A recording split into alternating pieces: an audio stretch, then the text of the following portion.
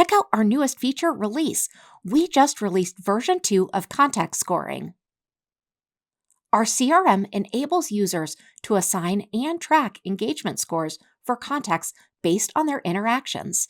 And with this new version 2 update, you can now manually increase or decrease that engagement score based on any of your personal interactions with those clients or users.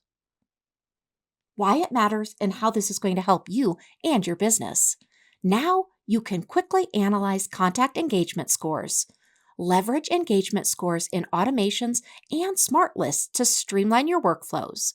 And now you can utilize the new contact engagement score filter to segment contacts based on their engagement level. So let's go ahead and access Conversations.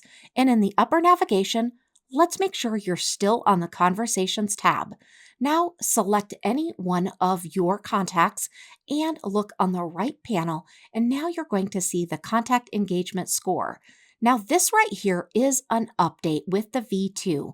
Now you can manually add or subtract points to create that perfect score based on the interactions that you have not only automatically, but within real-life conversations or actions taken with those prospects, clients, or users.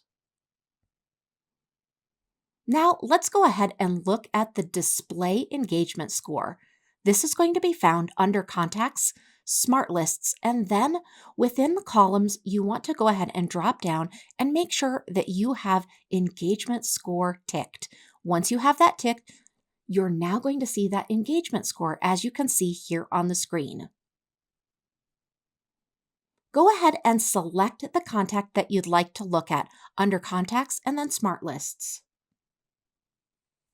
Now you can go ahead and navigate to those contact details and see their active engagement score, and then manually add or subtract any points that you'd like to add or remove.